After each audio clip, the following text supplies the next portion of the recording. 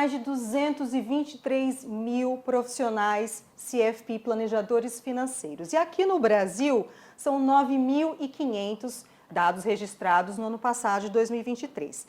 Do total brasileiro, 35% são mulheres. E sobre isso eu vou conversar agora com a Vanessa Dermendian, que é superintendente de RH de uma grande instituição financeira aqui no Brasil. Vanessa, obrigada pela sua participação aqui na série Elas Planejam.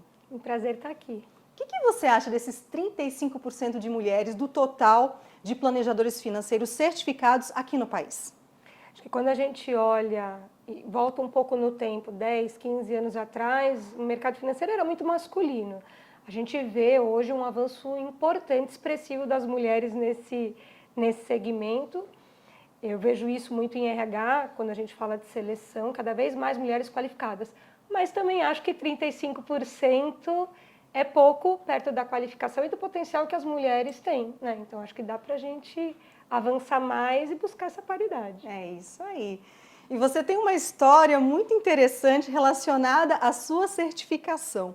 Depois de anos dedicados a instituições financeiras, conta pra gente. São mais de 25 anos trabalhando no mercado, sempre trabalhando com o tema de investimento, com o tema de planejamento, mas foi uma carreira que foi acontecendo sempre antes até da certificação. Então, eu fiz a terceira prova da Anbima para a CPA 20 quando ainda não era obrigatório. E a CEA foi a mesma coisa. E as coisas foram caminhando. E uns 8 anos antes de eu me certificar, eu comecei o processo. E aí a carreira avançou, fluiu. E o que é bom, né? Do ponto de vista de sucesso, foi legal. Mas isso me fez abandonar um pouco o sonho de ter a certificação, que para mim era tão importante. Então eu deixei de lado. Às vezes a gente deixa de lado porque alguma coisa dá errado. No meu caso, eu deixei de lado porque a carreira começou a acontecer do lado da educação corporativa e me apaixonei por isso, mas eu sempre sentia que estava faltando alguma coisa e era uma dívida comigo mesma. Não havia uma exigência da instituição onde você trabalhava, Não né? havia uma exigência, especialmente na função que eu passei a ocupar, então não tinha exigência para que eu tivesse a certificação, a exigência era minha. Interesse pessoal. Porque eu tenho uma crença desde que eu comecei a trabalhar que eu quero ter liberdade para escolher meu futuro. Não quero que alguém tenha que me dizer que eu preciso fazer alguma coisa para eu fazer. Nada contra fazer a certificação por qualificação para buscar algo. É genuíno. Mas no meu caso, eu quero poder escolher para onde eu vou, o que eu vou fazer. Não quero ficar refém de uma função ou refém de alguma coisa que esteja dando certo. E foi por isso que no momento mais improvável, talvez na função mais improvável, eu resolvi zerar essa dívida comigo mesma e fazer o CFP. Qual era o seu cargo na época?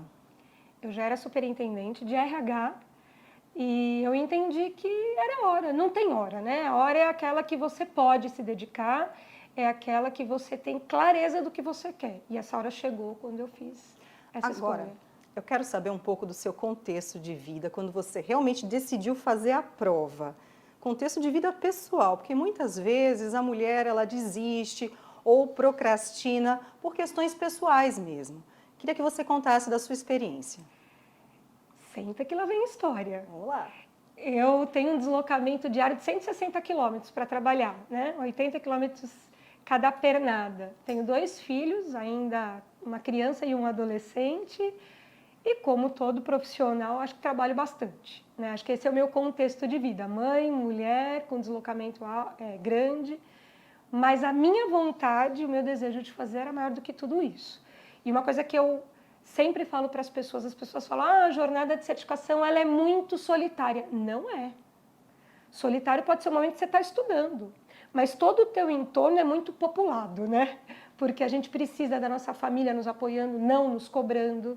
A gente precisa do ambiente profissional que a gente está, também compreender que ali existe um foco, uma disciplina, não no horário de trabalho, obviamente, mas que de alguma maneira a gente está envolvido com isso e todas as oportunidades profissionais também te ajudam nessa preparação.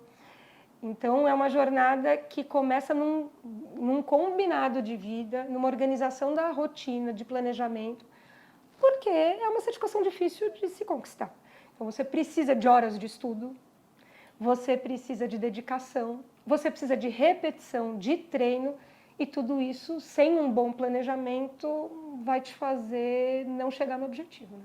Eram quantas horas de estudo por dia e durante quanto tempo antes da prova? Olha, durante 8 meses, 6 a 8 meses, eu estudei 2 horas por dia nos horários, na semana, e nos finais de semana, meio período no sábado e meio período no domingo. Então eu acordava antes que as crianças, que era para poder não abrir mão do tempo com elas, porque como mãe era fundamental eu estar com eles, mas eu consegui conciliar uma rotina. Eu já acordo muito cedo, então eu acordava um pouco mais cedo para poder cumprir com essa agenda. Você tem muita parceria da família mesmo. Você falou difícil, mas realmente não é fácil porque representa uma distinção ao profissional. Não pode ser fácil. Né? São profissionais muito selecionados, muito especiais, aptos, muito preparados para o mercado de trabalho. O que mudou na sua carreira depois de ter a certificação CFP? Acho que assim, ela é difícil não só do ponto de vista da prova, né? Até porque a prova tem uma abrangência bastante grande, uma profundidade dos temas importante. Por isso que uma das exigências é que a gente tenha experiência profissional para comprovar, para conseguir também um dos pré-requisitos é a experiência. Então, quando eu me certifiquei de fato, a experiência que eu tinha é como se ela fosse validada pelo certificado. A experiência existia, mas a validação me abriu algumas portas importantes dentro do banco, porque hoje, eu como educação corporativa, atendendo do ponto de vista institucional, eu atendo clientes. Quem são os meus clientes? Desde o segmento de alta renda até um segmento de private banking, né? Grandes fortunas. Então, quando a gente olha para todo esse universo, a qualificação do produto que eu ajudo a construir e produzir, com a certificação, me habilitou mais a poder tecnicamente fazer esse trabalho. E também diminuiu muito o espaço entre os clientes internos que eu tenho e fornecedores que a gente contrata, né? Por ter essa capacidade técnica de fazer a curadoria dos conteúdos e poder conduzir essas reuniões de uma maneira mais profunda. Então, a certificação ela me habilitou, ela chancelou, acho que é uma palavra boa, uma experiência que eu tinha e isso me deu uma possibilidade de desenvolver o meu trabalho com mais qualidade. E no seu dia a dia, no trabalho, que diferença você percebeu após ter essa certificação?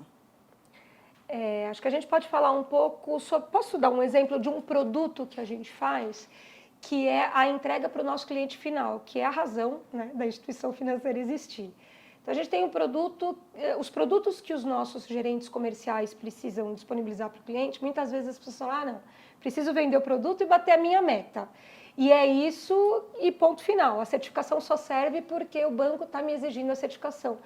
E eu tenho uma ideia completamente contrária dessa. E um dos produtos que a gente faz de qualificar a nossa equipe comercial é mostrar que o produto, primeiro que o produto é commodity, né? O mercado tem produtos muito parecidos.